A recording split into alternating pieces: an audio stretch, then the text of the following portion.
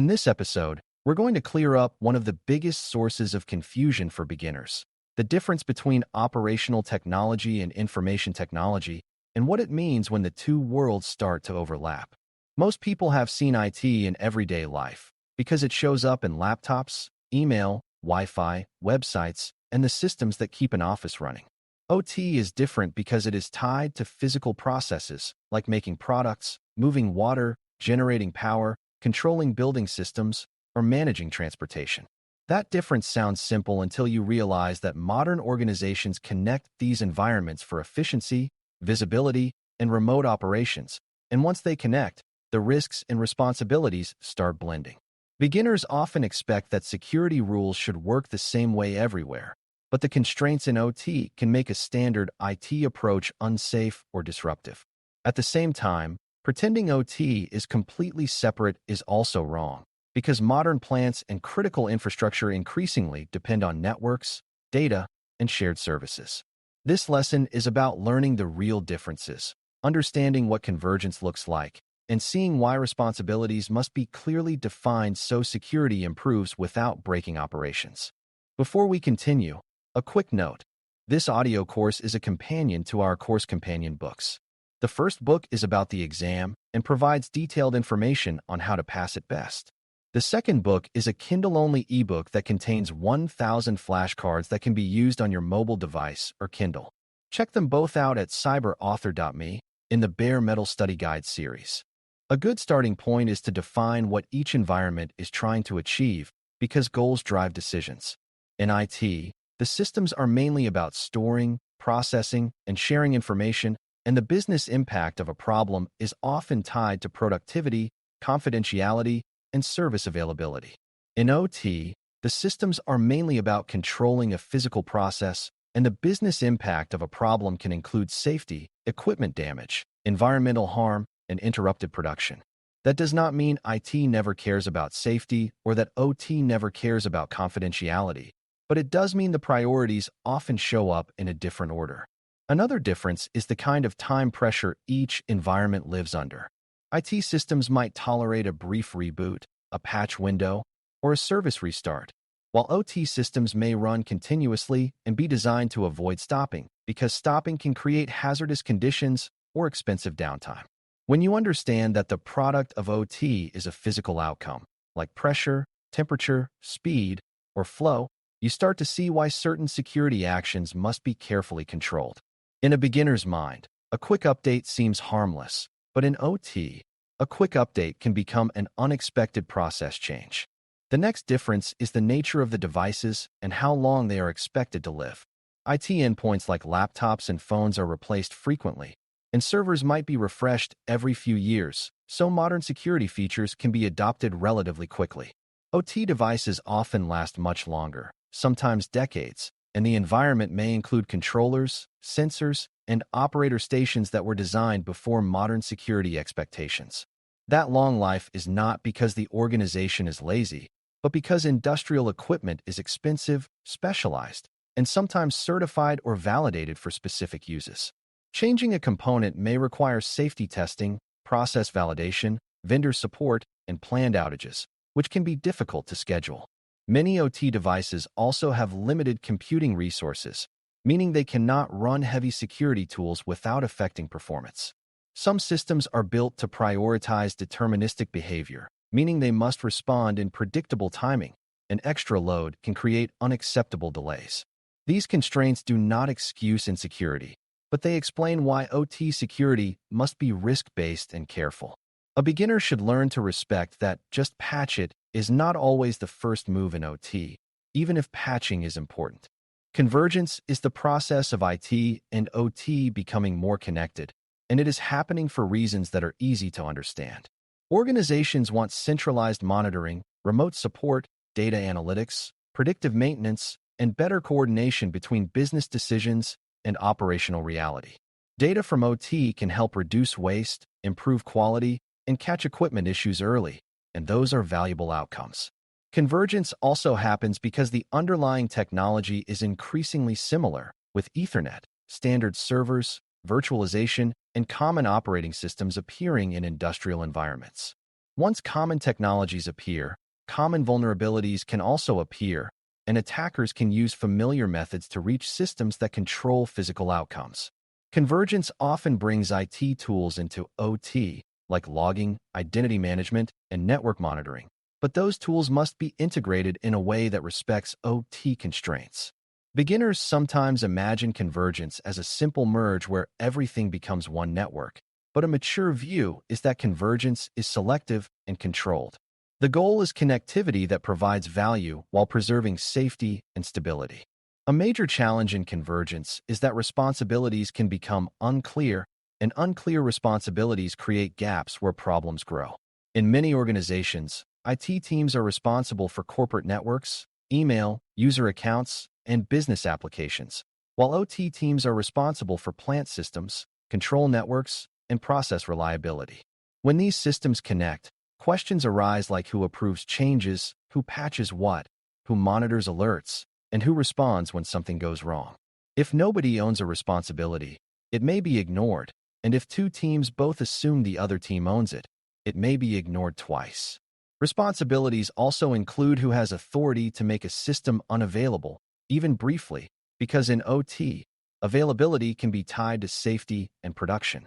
A beginner might assume that security always gets to override operations, but in practice, decisions must balance risks, and authority must be established ahead of time.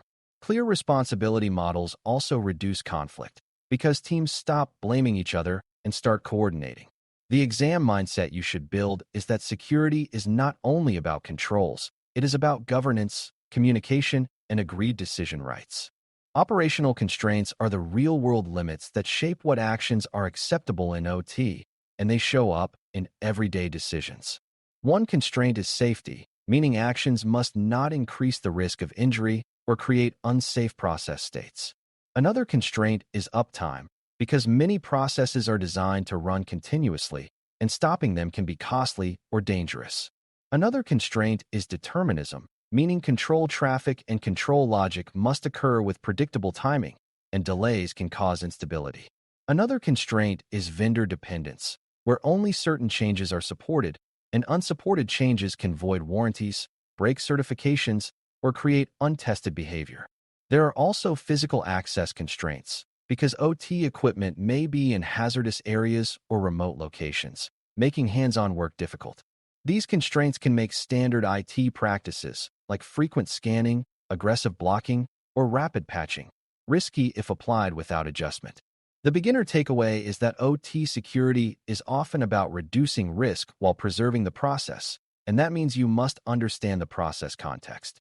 Security that breaks operations is not successful security, especially when the process controls real-world outcomes. One area where IT and OT differ is how they handle changes, because change is one of the most common sources of incidents in both worlds. In IT, change control exists, but many organizations can move quickly, using automated updates and frequent releases, especially in cloud environments. In OT, change control is often slower and more formal because changes can affect safety and production, and because systems may have tight dependencies. A small change in a control system can create a large effect, like changing the behavior of an alarm, modifying a set point, or altering a sequence that controls a machine. Even a network change can affect timing and communication, which can affect control performance. That does not mean OT never changes, but it often changes with more planning, more testing, and more coordination. For beginners, this is an important mental shift. Speed is not always a virtue, and cautious sequencing is often the safer strategy. If you learn to think in terms of controlled change, many exam questions become easier because you will choose options that respect the environment's stability needs. Another difference is how incidents are perceived and handled. In IT, incidents often focus on data compromise, account takeover, malware, or service disruption, and the response may include isolating devices, resetting credentials, or restoring systems from backups. In OT, an incident can include abnormal process behavior, loss of visibility, unexpected alarms, or equipment behaving in ways that threaten safety and production. The response may need to prioritize stabilizing the process, maintaining safe operation, and coordinating with operations teams before taking aggressive containment actions. For example, disconnecting a device might stop an attacker, but it might also stop monitoring or control signals that operators rely on to keep things safe. OT incident response often requires collaboration between engineering, operations, maintenance, and security because the right action depends on the physical state of the process. Beginners should understand that you do not import an IT incident playbook into OT without adaptation, because the consequences of isolation and shutdown are different. A good mental model is that in OT, the process state is part of the incident, not just the network state. Even terminology can create confusion in converged environments, because the same word can mean different things. In IT, an operator might mean someone who runs a computer system, while in OT, an operator is often the person responsible for running the physical process through an interface. In IT, a controller might mean a domain controller that manages logins, while in OT, a controller can mean a device that directly influences machinery. In IT, a patch might be a routine update, while in OT, a patch might require extensive validation and a planned outage. These differences matter because miscommunication is a real risk, especially when teams collaborate during incidents or maintenance windows. Convergence increases the chance of these misunderstandings because more people from different backgrounds are involved. The safest approach is to speak clearly, define terms in context, and confirm understanding before taking action. This is not about being overly formal. It is about preventing the kinds of assumptions that create safety or availability problems. On an exam, clarity is tested indirectly through scenarios that reward the choice that respects roles and constraints. Another part of convergence is architecture, meaning how networks and systems are connected and why boundaries matter. In IT, it is common to have broad connectivity inside a corporate network, with many services accessible across the environment. In OT, broad connectivity can increase risk because it creates more pathways to control systems, and it can increase the blast radius of an incident. Converged environments often need segmentation, controlled access, and monitoring that is designed with OT traffic patterns in mind. A beginner does not need to memorize specific architectures to understand the principle that OT systems should not be exposed unnecessarily. The reason is not paranoia, it is risk management, because the physical process needs stable, predictable operation. Convergence does not mean removing boundaries. It means designing boundaries that allow necessary data flow while restricting unnecessary access. When you keep that principle in mind, you can reason through many security questions by asking whether an option increases exposure without operational benefit. Good answers often preserve necessary communication while minimizing unneeded pathways. To connect responsibilities and constraints in a practical way, imagine a situation where a vulnerability is discovered in a system that exists in both IT and OT, like an operating system component or a shared service. An IT mindset might push for immediate patching across all systems, while an OT mindset might push for careful testing and scheduling. The correct approach is not to choose one mindset and ignore the other, but to coordinate and manage risk, perhaps by adding temporary protections while planning a safe update. This is where roles and governance matter, because someone must have authority to approve the timing, the testing, and the compensating controls. It is also where communication matters, because leadership needs to understand trade-offs and operations needs to know what changes are coming. For beginners, the lesson is that OT security is often about building a safe path to improvement rather than demanding instant perfection. The exam may present choices that sound like strong security but ignore operational reality, and your job is to choose the option that reduces risk responsibly. When you learn to balance, you become better at both security and safety thinking.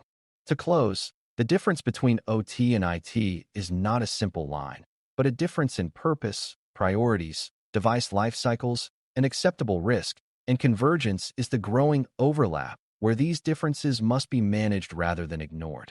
OT focuses on controlling physical processes, which brings safety, uptime, and determinism into the center of decision-making, while IT focuses on information systems where updates and changes can often happen more quickly. Convergence brings benefits like visibility and efficiency, but it also brings shared vulnerabilities and shared responsibilities that must be clearly defined to avoid gaps. Operational constraints are not excuses, They are realities that shape which security actions are safe and effective, and good security respects them while still reducing risk. When you approach OT versus IT with this balanced mindset, you stop trying to force one world to behave like the other and instead learn to coordinate them responsibly. That mindset will serve you throughout Security OT Plus, because many questions are really testing whether you understand context, roles, and trade-offs. If you can explain these differences clearly and choose actions that preserve safety in operations while improving security, you are thinking the way the exam is designed to measure. Thanks for listening. For more audio courses, daily newsletters, and more, please visit DailyCyber.News.